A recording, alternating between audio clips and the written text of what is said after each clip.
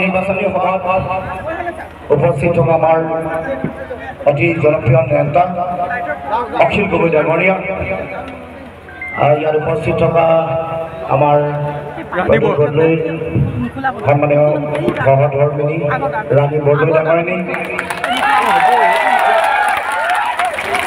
আমাৰ মনোৰঞ্জন বৰগোহাঁই ডাঙৰীয়া, আমাৰ মাৰ্ঘেৰিটাৰ পৰা আহিছে, মাৰ্ঘেৰিটা যোৱাবাৰ ইলেকশ্যন খেলিছিলে, আৰু ৰাজকুমাৰ নীলনেত্ৰ ডাঙৰীয়া যোৱাবাৰ ডিব্ৰুগড় নিৰ্বাচন খেলিছিলে। আমি চব উজনিৰ পৰা আহি আছো, উজনি হিলাই আহিলো, এতিয়া এবাৰ মধ্য অসম হিলাবলৈ আহিছে। মানি গালি আছে, আমাৰ সন্মানীয় সভাপতি ডাঙৰীয়া আছে, আমাৰ মৌচুমী শৰ্মা ডাঙৰীয়ানী আছে।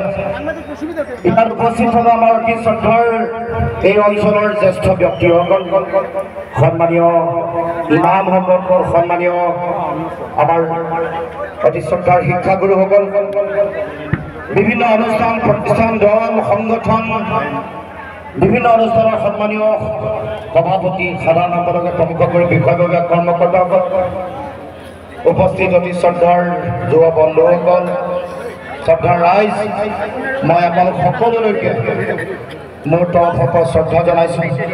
ইয়াত উপস্থিত থকা সকলো জ্যেষ্ঠ ব্যক্তি, ইমাম চাহাব, সন্মানীয় শিক্ষাগুৰু সকলোকে মই প্ৰথমে সেৱা জনাইছোঁ আৰু আপোনালোকৰ পৰা আশীৰ্বাদ বিচাৰিছোঁ, দুৱা বিচাৰিছোঁ, যাতে অসমৰ কাৰণে, অসমীয়া মানুহৰ কাৰণে যাতে সদায় মই যুঁজি থাকিব পাৰোঁ। অসমৰ মাটিত আমাৰ অধিকাৰ যাতে সদায় প্ৰতিষ্ঠা কৰা যি সংগ্ৰাম, এই সংগ্ৰামত যাতে এগৰাকী জাতীয় যোদ্ধা হিচাপে সদায় যুঁজি থাকিব পাৰোঁ, তাৰ কাৰণে আশীৰ্বাদৰ দোৱা মই বিচাৰিছোঁ। ৰাইজ, এতিয়া অসমৰ পৰিস্থিতি বৰ ভাল নহয়, বৰ ভাল সময়, বৰ ভাল নহয়। সাম্প্ৰদায়িকতা, মানুহৰ মাজত বিভাজন, মানুহৰ মাজত সংকীৰ্ণতা, মানুহৰ মাজত ধৰ্মীয় উন্মাদনা, মানুহৰ মাজত হিন্দু মুছলমানৰ বিভাজনৰ ৰাজনীতিয়ে আমাৰ সমাজ ভাঙিছে। আমাৰ যি সাতম পুৰুষীয়া ঐক্য সমন্বয় সম্প্ৰীতিৰ যিটো বৰভেটি আছিল, শংকৰ ৰাজানৰ যি আদৰ্শ আছিল, সেই আদৰ্শ এতিয়া বিজেপিয়ে ভাঙিছে, RSSে ভাঙিছে, আমাৰ সমাজ ভাঙিছে। গতিকে সেই বিজেপি RSSক অসমৰ মাটিৰ পৰা উৎখাত কৰিবৰ কাৰণে, অসমৰ মাটিৰ পৰা ইয়াৰ পৰা নাইকিয়া কৰিবৰ কাৰণে সকলোৱে সিদ্ধান্ত লোৱাৰ সময় আহি পৰিছে।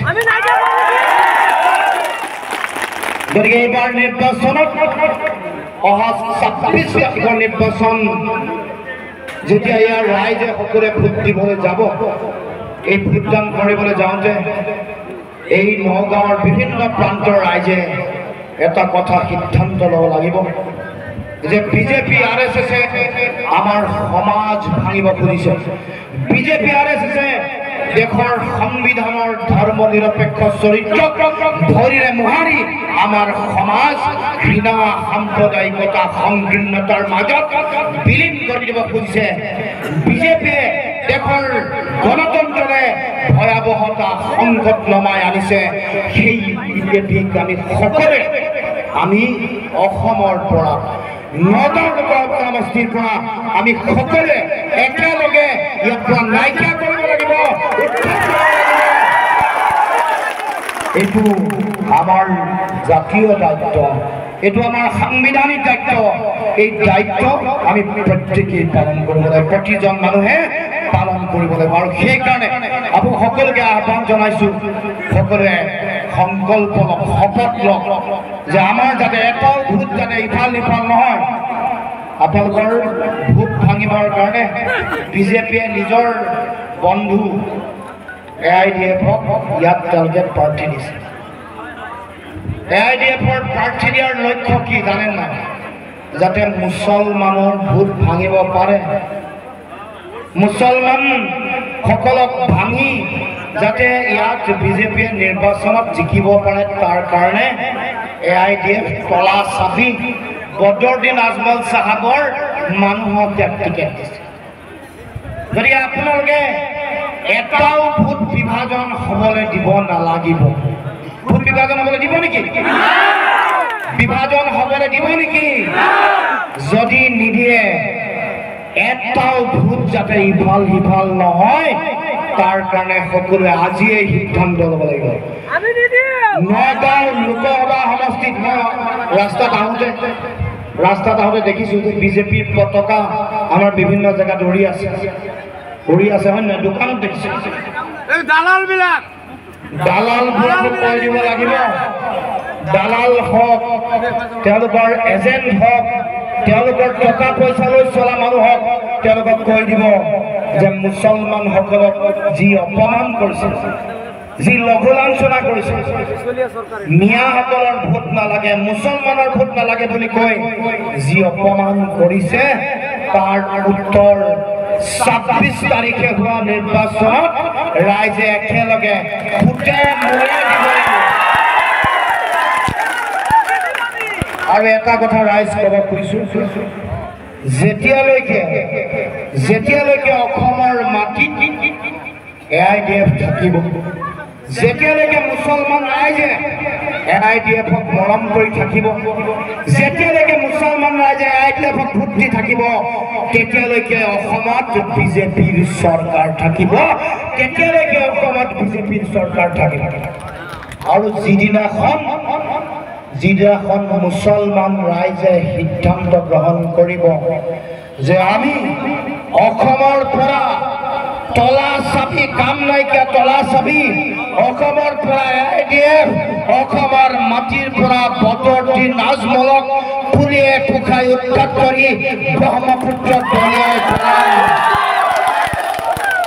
সেই দিনাখনৰ পৰা অসমত বিজেপিৰ কাম নচলে, বিজেপিয়ে চৰকাৰ কৰিব নোৱাৰে, বিজেপিয়ে জিকিব নোৱাৰে অসমৰ মাটিত।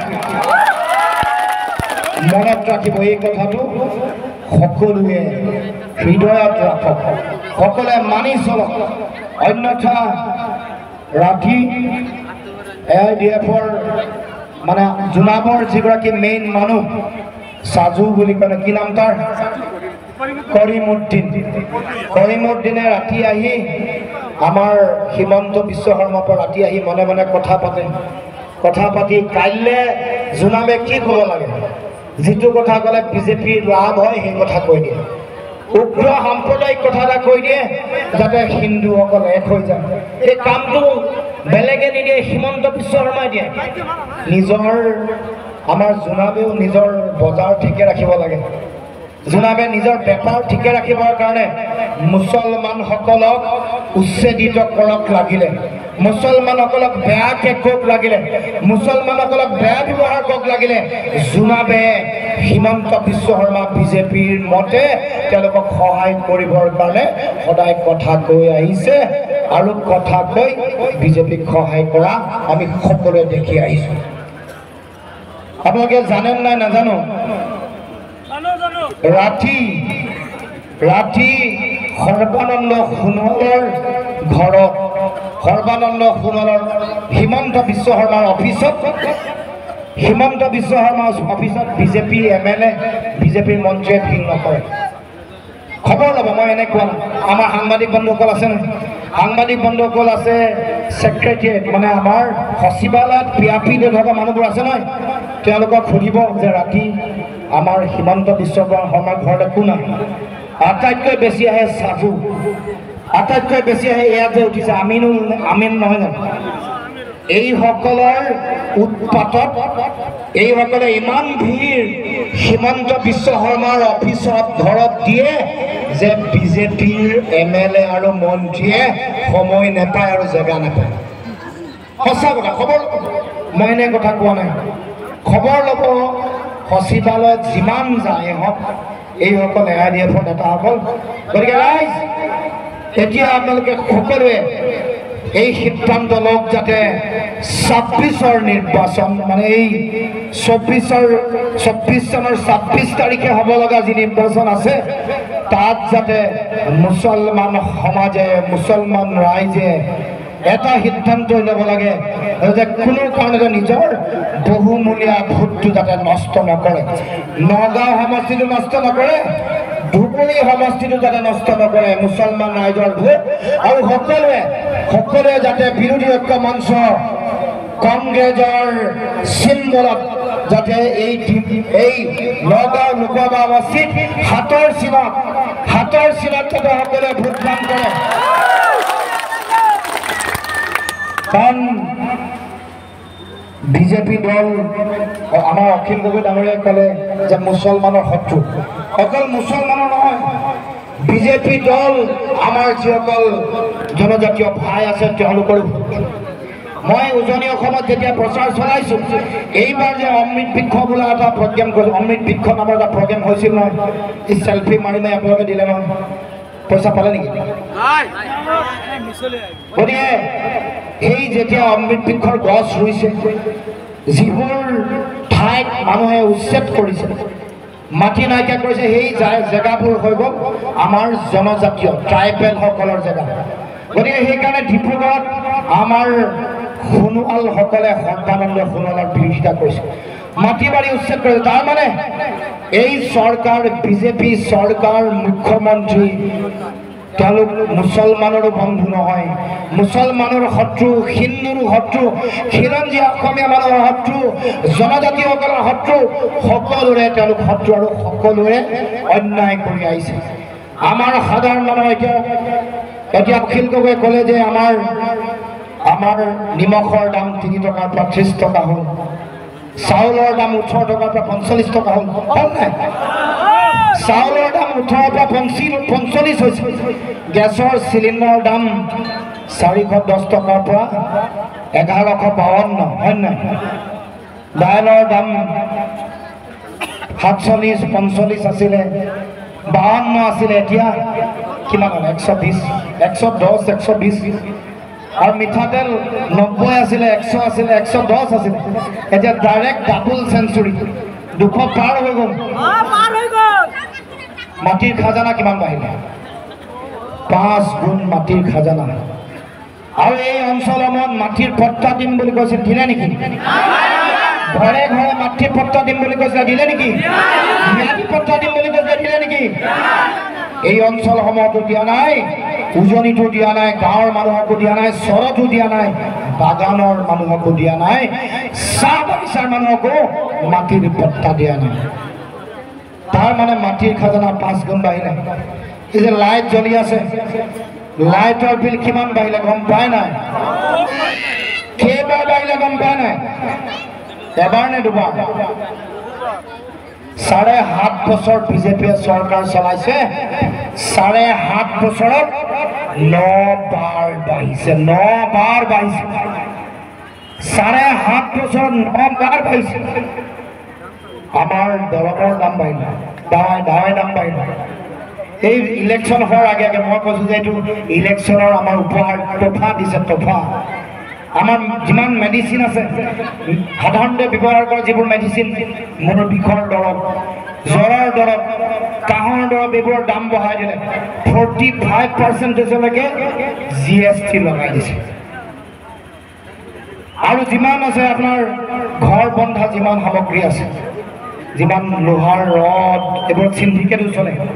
আপোনালোকৰ নগাঁৱৰ মানুহে আমাৰ মৰিগাঁৱৰ নেতাই চিণ্ডিকেট চলায়, আমাৰ শিলৰ চিণ্ডিকেট, শিলৰ দাম বাঢ়িলে।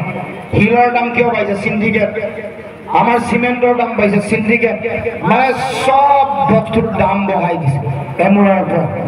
আমাৰ সাধাৰণ খাটি খোৱা মানুহৰ তেজ শুহি খাই এই বিজেপিয়ে চৰকাৰ চলাই আছে, বিজেপিয়ে চৰকাৰ। আমাৰ গাঁৱৰ খেতিয়ক, আমাৰ শ্ৰমিক, আমাৰ অংগনবাদী যিসকল কৰ্মচাৰী আছে, আমাৰ ভাত ৰান্ধনি যিসকল আছে, আমাৰ যিসকল ব্যৱসায়ী আছে, মজলীয়া ব্যৱসায়ী আছে, আমাৰ ঠিকাদাৰ যিসকল আছে, কোনো এতিয়া সুখত নাই। আমাৰ চাকৰিয়াল কোনো সুখত নাই আৰু সকলোকে বিভিন্ন ধৰণে অত্যাচাৰ কৰিছে। যেনেকৈ মুছলমান মানুহ থকা এৰিয়া চাই তেওঁলোকে উচ্ছেদ কৰে, তেনেকৈ আমাৰ কৃষক বা শ্ৰমিকসকলকো তেওঁলোকে পাব লগা প্ৰাপ্য অধিকাৰ তেওঁলোকে নিদিয়ে। আজি গাঁৱৰ মানুহে খেতি কৰাৰ পাছত ধান খেতিত যিটো চৰকাৰী দাম 1 কুইণ্টেল ধানৰ দাম পাব লাগে 2240 টকা, আমাৰ বিজেপি চৰকাৰ দিনত দিয়া নাই। তাৰ লগে লগে আমাৰ কৰ্মচাৰীসকলে তেওঁলোকে পুৰণা পেঞ্চন নীতিৰ দাবীত তেওঁলোকে আন্দোলন কৰি আছে। আমাৰ ঠিকাদাৰ ইয়াত বহুত আছে, ঠিকাদাৰসকলে বিল পোৱা নাই, প্ৰায় 25,000 কোটি টকা পাবলৈ আছে। সমগ্ৰ অসমৰ যিমান ঠিকাদাৰ, ইয়াতো ঠিকাদাৰ আছে, খবৰ ল'বচোন। তাৰমানে আমাৰ ঠিকাদাৰবোৰক তেওঁলোকে মাৰি পেলাব, আমাৰ ঠিকাদাৰটো নাইকিয়া কৰি দিব। তেওঁলোকৰ এই ডাঙৰ ডাঙৰ ঠিকাদাৰ, কোনোবা জৈন, কোনোবা শৈতান, কোনোবা জালান আছে নহয়, সেইবোৰক ঠিকাদাৰ বনাব। আমাৰ গাঁৱৰ মানুহক ঠিকাদাৰ হ'বলৈ নিদিয়ে, ব্যৱসায়ী হ'বলৈ নিদিয়ে।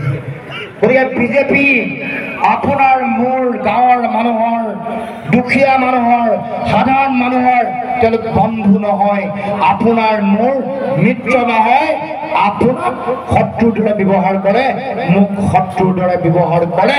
আৰু তেওঁলোকে কেৱল মাত্ৰ যদি সহায় কৰে, আম্বানীক সহায় কৰে আৰু আদানীক সহায় কৰে, ৰামদেৱক মাতি দি তেওঁলোকে সহায় কৰে। গতিকে ৰাইজ, আপোনালোকে সকলোৱে জানে এই বিজেপি দলটোৱে কা নামানো বুলি লিখি আনিছে, গামোচাত কা নামানো বুলি লিখিছে। এই বিজেপি দলটোৱে আমাৰ অসমৰ মানুহৰ ওপৰত কা জাপি দি আমাৰ জাতিটোক অন্যায় কৰিছে। কা জাপি দি আমি অসমৰ মানুহৰ মাজত, হিন্দু মুছলমানৰ মাজত বিভাজন আনিলে। কা জাপি দি তেওঁলোকে আমাৰ অসমৰ ভৱিষ্যত, আমাৰ মাটি ভেটি, আমাৰ ভাষা, আমাৰ সংস্কৃতি ধ্বংস কৰিবলৈ উঠিবই লাগিছে। গতিকে এই বিজেপিয়ে কা জাপি দি জাতিটোকটো অন্যায় কৰিছে। এই বিজেপিয়ে আমাৰ সকলো মানুহৰ তেওঁলোকে অধিকাৰ নাইকিয়া কৰিবৰ কাৰণে তেওঁলোকে কাম কাজ কৰিছে, চিন্তা কৰিছে। গতিকে ৰাইজ, আমি এইবাৰ এই নিৰ্বাচনটোত 24 চনৰ লোকসভাৰ নিৰ্বাচনত আমি সকলোৱে এই বিজেপিক অসমৰ পৰা উৎখাত কৰিবলৈ সকলোৱে আমি সংকল্প ইতিমধ্যে লৈছোঁ। 14খন চিটত বিজেপিয়ে জিকিম বুলি কৈছিলে নহয়, এতিয়া তেওঁলোকৰ মাত নাইকিয়া হৈ গ'ল। উজনিৰ 5খন চিটৰ এতিয়া নিৰ্বাচন হৈ গ'ল। নিৰ্বাচন হোৱাৰ লগে লগে এতিয়া গম পাইছে যে যোৰহাটত বিজেপিৰ কাম চলা নাই। বিজেপি এতিয়া কিমান মিছা কথা ক'ব। আপোনালোকক এইকেইদিন অৰুণোদয় ফৰ্ম বিলাই আছে নহয়, 2 নম্বৰী অৰুণোদয় ফৰ্ম বিলাইছে না? 2 নম্বৰী বুলি গম পায় নাপায়? পায় নে নাপায়? 2 নম্বৰী ফৰ্ম যে বিলাইছে অৰুণোদয় ফৰ্ম, গম পাইছে? কাৰণ অৰুণোদয় অৰিজিনেল ফৰ্মখনত অশোক স্তম্ভ থাকে, চৰকাৰী আঁচনি ফৰ্ম, অশোক স্তম্ভ থাকিব। আপোনালোকক যিখন ফৰ্ম বিলাইছে সেইখনত কি আছে গম পায়নে? পদুম ফুলৰ চিন। পদুম ফুলৰ চিন থকা ফৰ্মখনত কোনোবাই অৰুণোদয় আঁচনি ধন দিব পাৰিব নেকি? মানুহক মিছা কথা কৈ, মানুহক মিছা প্ৰলোভন দি ৰাইজৰ পৰা ভোট ল'ব বিচাৰিছে। কিন্তু এবাৰ ৰাইজেও কম নহয়, ৰাইজে বুজি পাইছে। যোৱাবাৰ বন্ধন গোটৰ ঋণ ৰেহাই দিম বুলি কৈ ৰাইজক ৰাম টুপি দিলে। যোৱাবাৰ বন্ধন গোটৰ ঋণ ৰেহাই দিম বুলি কৈছিলে, দিলে নেকি? অমৃত বৃক্ষৰ পইচা পালে নাই? দুবাৰ টুপি দিলে। এবাৰ 3বাৰ, 3 নম্বৰ বাৰ আপোনালোকক ঠকিবলৈ আহিছে, মিছা কথাত ভোট ল'বলৈ আহিছে, টুপি দিবলৈ আহিছে। এইবাৰ ৰাইজ 3 নম্বৰ টেঙা আম বিক্ৰী কৰিবলৈ সুযোগ নিদিব। দুবাৰ বিক্ৰী কৰিলে টেঙা আম, 3 নম্বৰ বাৰ টেঙা আম বিক্ৰী কৰিবলৈ ৰাইজে সুযোগ নিদিব।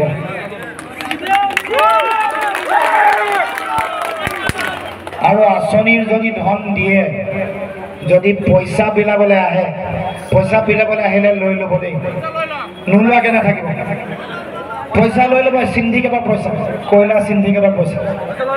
ইয়াততো আপোনালোকৰ ইয়াত শিলৰ চিণ্ডিকেট চলায় মন্ত্ৰীৰ ভায়েকে, হয় না গম পায় না হিলৰ চিণ্ডিক পাহাৰ দি দিছে বোলে মাটিৰ চিণ্ডিকেটো চলায় গতিকে ৰাইজ পইচা দিলে পইচা ল'ব তেওঁলোকৰ মাক বাপেকৰ পইচা নহয় নিজৰটো পইচা নহয় মাক বাপেকৰো পইচা নহয় ঘৈণীয়েকৰো পইচা নহয় এই পইচা চিণ্ডিকেটৰ টকা পইচা আৰু আপোনালোকক আঁচনিৰ ধন দিয়ে আপুনি মই যে কাম কৰোঁ দিন ৰাতি একাকাৰ কৰি যে কাম কৰোঁ শৰীৰৰ ঘাম মাটিত পেলাই যে কাম কৰোঁ আমাৰ তেজ পানী কৰি কাম কৰি আমি টকা পইচা উপাৰ্জন কৰি সেই টকা পইচাৰ কৰ কাটল যিবোৰ দিওঁ টেক্স দিওঁ মাটিৰ খাজানা দিওঁ বিদ্যুৎ বিল দিওঁ তাৰ টকা পইচাৰে আপোনাক মোক অৰুণোদয় আঁচনিৰ ধন দিয়ে আপোনাক মোক বিনামূলীয়া চাউল দিয়ে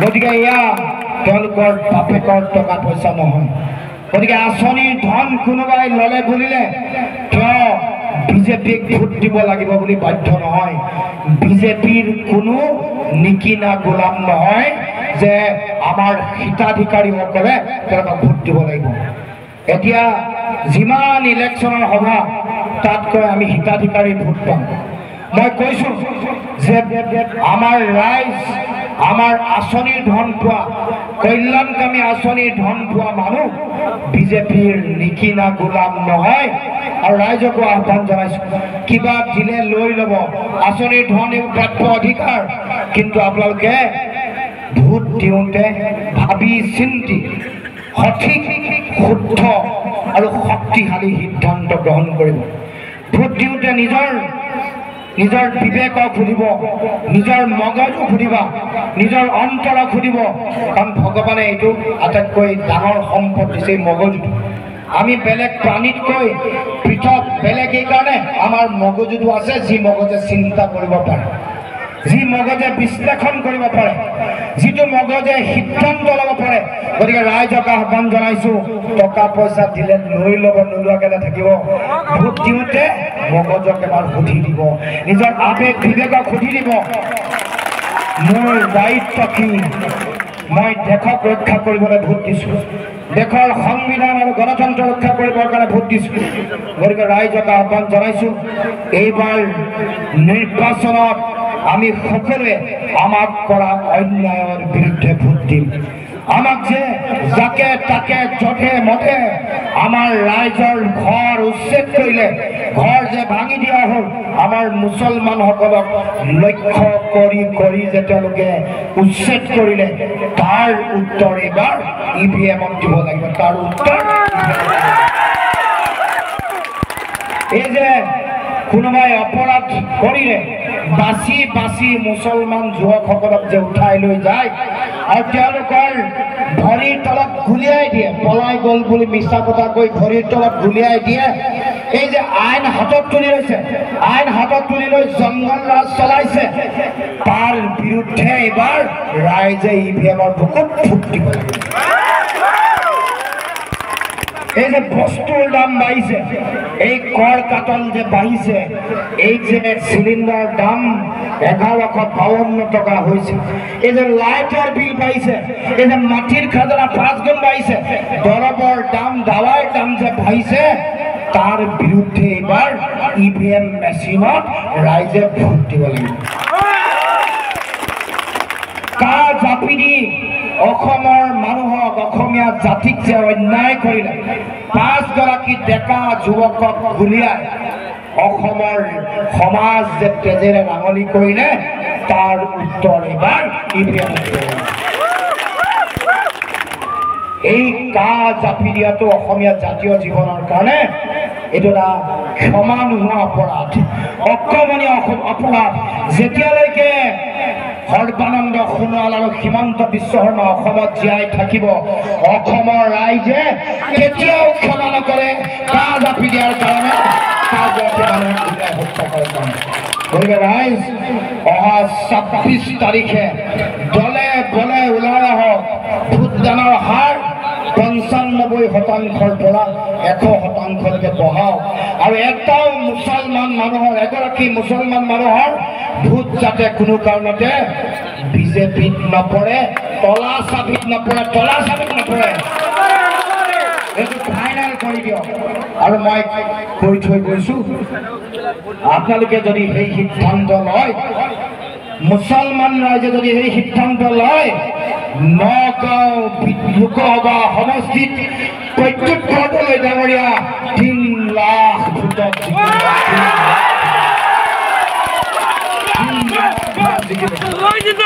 কোনো মুছলমানসকলৰ এটাও ভোট যদি ইফাল সিফাল নহয় আমাৰ হিন্দুসকলে আমাৰ খিলঞ্জীয়া ৰাইজে আমাৰ জনজাতীয় ৰাইজে ভোট দিবই সিদ্ধান্ত কৰিয়ে ৰাখিছে আপোনালোকৰ মাজত তলা চাবি সোমাইছে কাৰণে আমাৰ অকণমান ভয় হৈছে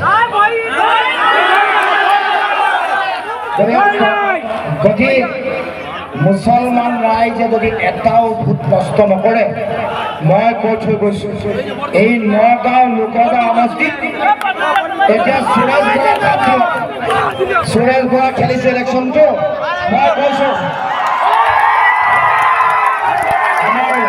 আমাৰ প্ৰাৰ্থীগৰাকী আহি আছে মই কৈছোঁ যে এই আপোনালোকে মুছলমান ৰাইজে যদি এটাও ভোট নষ্ট নকৰে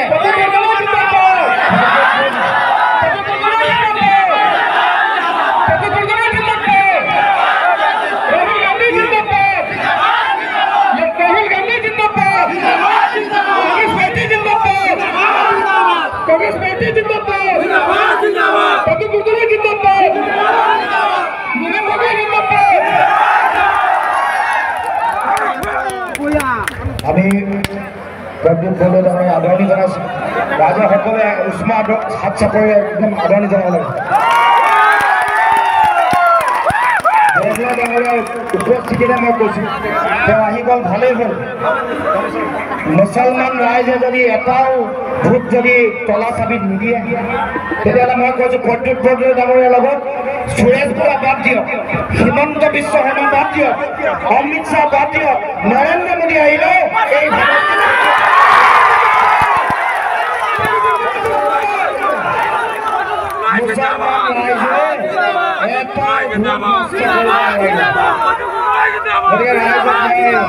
দীঘলীয়া কথা নকওঁ 26 তাৰিখে মই আশা ৰাখিম আপোনালোকে সকলোৱে দলে বলে ওলাই আহিব ভোটদানৰ হাৰ 95%ৰ ওপৰত হ'ব লাগিব 95% ওপৰত হ'ব লাগিব গতিকে সকলোকে মই শ্ৰদ্ধা জনাইছোঁ সেৱা জনাইছোঁ সকলোৰে পৰা মই আশীৰ্বাদ বিচাৰি পুনৰ কৈছোঁ যে আহি থাকিব লগা দিনসমূহত অসমৰ কাৰণে অসমীয়া মানুহৰ কাৰণে যাতে সদায় মই যুঁজি থাকিব পাৰোঁ তাৰ কাৰণে সকলোৰে আশীৰ্বাদ দোৱা মই বিচাৰিছোঁ অসমৰ মাটিত যাতে আমাৰ অধিকাৰ যাতে সদায় সাব্যস্ত হৈ থাকে অসমৰ মাটিত যাতে আমি আমাৰ নিজৰ ভাষা কৃষ্টি সংস্কৃতি যাতে সদায় জীয়াই ৰাখিব পাৰোঁ অসমৰ মাটিত যাতে আমাৰ নিজৰ মাটি ভেটি যাতে সদায় সুৰক্ষা কৰি ৰাখিব পাৰোঁ তাৰ কাৰণে জাতিটোৰ এগৰাকী জাতীয় সৈনিক আৰু সেৱক হৈ যাতে অসম মাতৃৰ সেৱা যাতে উৰে জীৱন যাতে সেৱা কৰিব পাৰোঁ তাৰ কাৰণে সকলোৰে আশীৰ্বাদ দোৱা বিচাৰি আৰু এই নিৰ্বাচনত প্ৰদ্যুৎ বৰদলৈক বিপুল বিবৰ্তনৰ আপোনালোকে জয়লাভ কৰোৱাই পঠাব ধন্যবাদ জয় আসসালামু আলাইকুম